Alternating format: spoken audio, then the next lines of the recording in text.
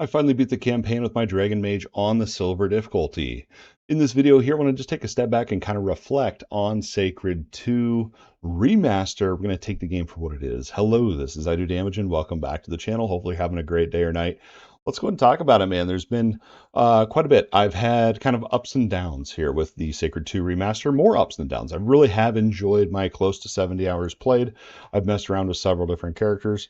And I think I was just playing so much. I was kind of looking for another game to play for a tiny little break. And I actually found a pretty cool little vampire survivor called Halls of Torment. Anyway, this is a Sacred 2 video. Let's go ahead and just reflect. We're going to take the game for what it is here. So I beat the campaign on silver difficulty. Like I said, when you very first start, you can choose between bronze or silver. Why wouldn't you choose silver? Once you beat silver, you'll unlock gold, and then platinum, and then niobium. Hopefully I'm saying that correctly. I'm sure if I'm not, someone will let me know down in the comments. Oh, you don't know how to talk or something like that. But anyway, let's keep going here. There's 5 difficulties. That's absolutely crazy. Now, in all along, I thought, silver difficulty, I could probably spend 150, 200 hours, literally, if I wanted to full clear the map, do all the side quests, like just fully do everything. It would take hundreds of hours. And then 3 more difficulties after that, hundreds of hours. And that's still very true. The world is massive. Now, I've seen the negatives. I've seen the negative. I think it's mixed on Steam or something at the time of recording. And that's from people that played the original game and were not happy with the things that were translated over with the community mods from back in the OG. For me personally, I did not play the original game that much. I played it 17 years ago for like 3 hours. I really don't remember it.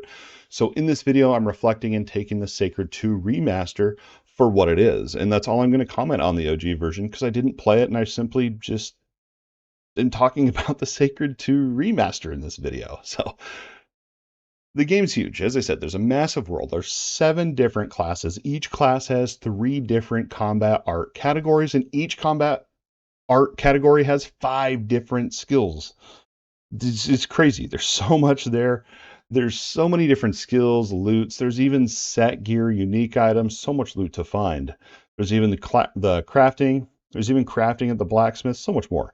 Like if you want a full deep dive review video, make sure you check that out after this video. But in this one, I really just kind of want to more reflect and just share some thoughts really on the game, I guess, with you. It's not going to be a full deep dive into everything in the game because that video already exists. So check it out after this one if you haven't yet. Hundreds of hours, 5 different difficulties, massive world.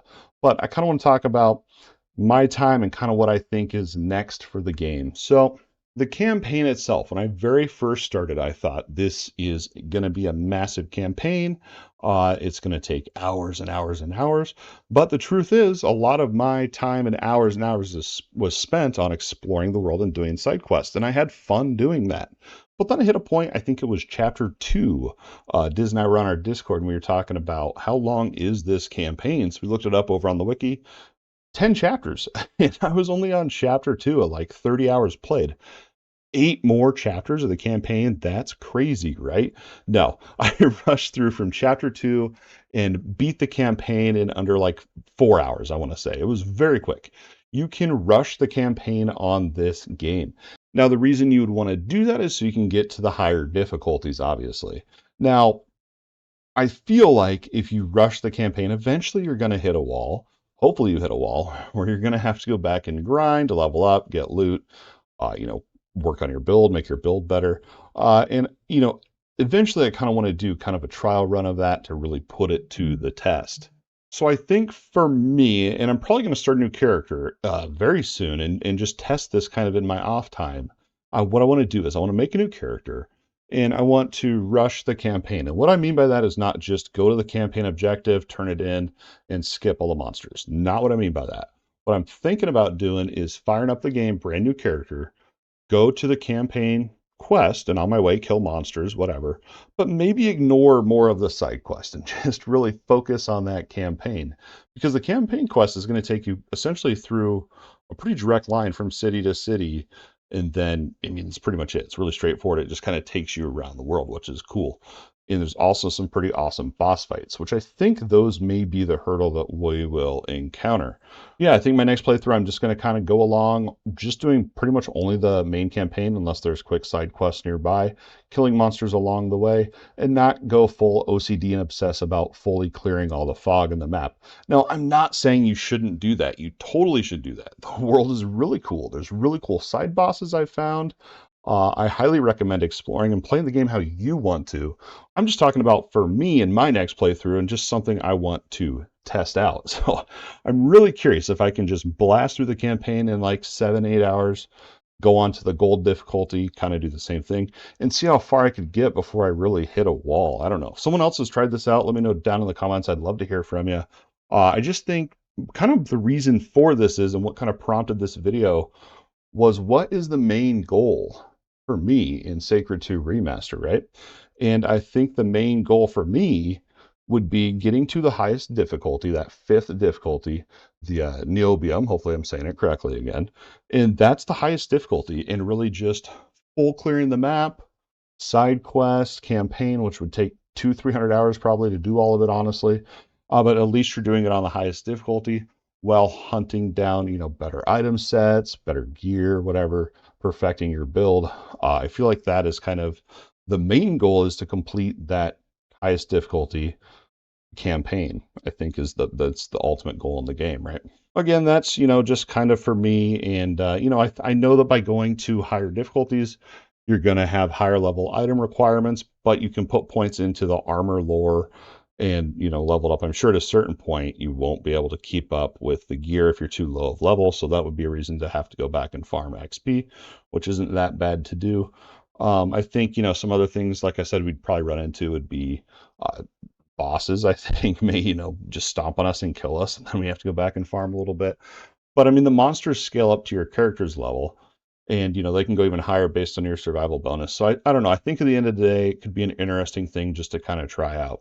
So just some closing thoughts here. And again, these are my opinions and how I'm feeling after I beat the campaign on the silver difficulty. It's one of those games where I know that there's hundreds and hundreds and hundreds of hours that you can play the game for. And like I said, my next run, I think I'm going to try to rush the campaign kind of. But it's still a cool game. I mean, you got a massive world, lots of content, lots of build, skills, loot, exploring, quests, side quests, multiplayer. There really is a lot to do in the game. But here's my problem with it. And I don't want this to come off as like a bad thing, because it's really not. It's just how I'm feeling about it. And I've kind of understood this after about 70 hours played. Sacred 2 Remaster is an old school action RPG. It is a little bit slower paced in terms of combat, navigating the world. I mean, you can't really fast travel between resurrection shrines. You can only do it between town portals. So there's a lot of just backtracking and things like that. In the combat, I mean, the combat is way slower than what I'm used to. So I feel like I can just accomplish the same goals in other action RPGs more quickly, I feel like. And I think that's a large part too, is I just have less time to game nowadays. And so, the old school stuff, while it's great and it's fun and it's cool, I just, the amount of time that, to get to the Noibium and 100% clear it and do all this and really push my build to the limit, I feel like I could accomplish that same goal in another action RPG in less amount of time. That's that's kind of my thoughts. I still really like Sacred 2 Remaster. It's probably going to be a game that I always come back to. I find myself constantly drifting off and thinking about the game and what my next build will be, or things I can do to, improve my current character, which is great. It really is. And if you haven't checked Sacred 2 Remaster out yet, I do recommend it. I mean, it's like $20 on Steam. It's fun. It's a nice old school action RPG. It's just a little bit slower paced than modern games that I've been accustomed to over the past few years.